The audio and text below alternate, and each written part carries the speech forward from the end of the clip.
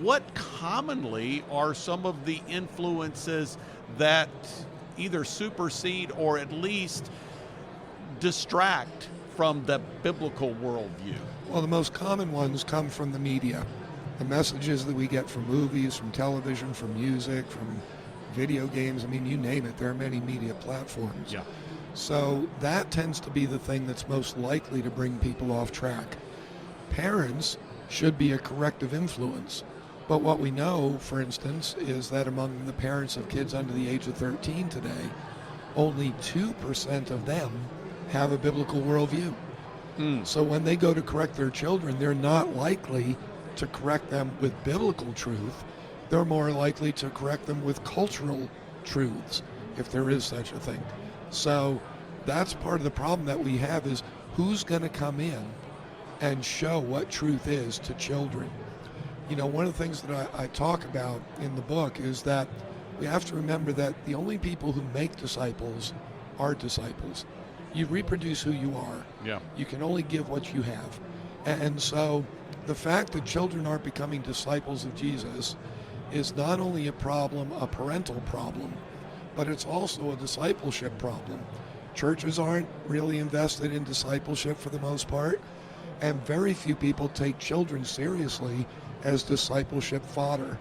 And so we're really at a disadvantage when it comes to building the church for the future, because we're not focusing on children, and disciples aren't really out there making other disciples. George Barna joining us today here on the Meeting House on Faith Radio with the Cultural Research Center at Arizona Christian University. This is the Meeting House at National Religious Broadcasters 2024. So you've written this book, and it's intended to help parents to teach their children biblical principles.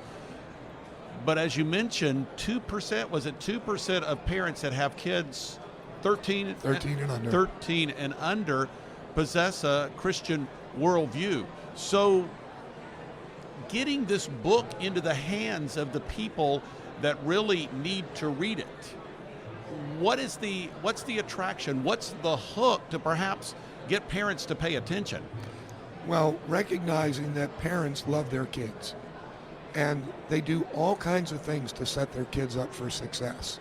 They worry about their academic activities, they worry about their athletic activities, they worry about their health, their security, their relationships. But one of the things we found in doing the research for the book is less than 1 out of 10 parents in America have any kind of a spiritual plan for their child's development. So what we're trying to do is to say, you know what, that's maybe the most important part.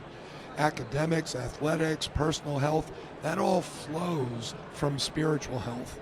So let's first of all talk about spiritual health.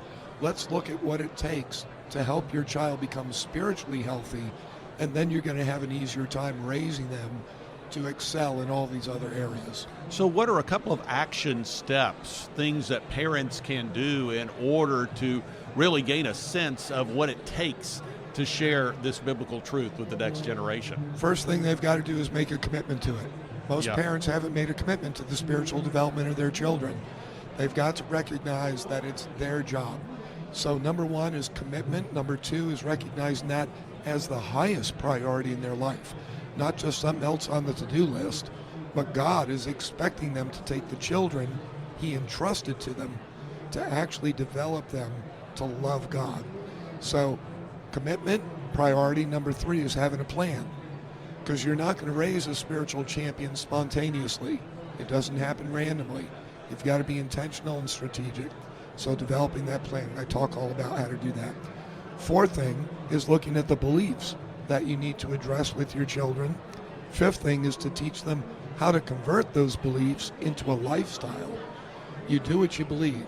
And so the only way we know that you really believe something is if you're living it. And then the final thing in that plan has to do with how you evaluate how the child is doing. Do you encourage them? Do you celebrate them? Do you challenge them if they're off track? Do you invite them to evaluate you spiritually? Because it's that mutuality that often opens the doors to the light bulb going on in a child's head.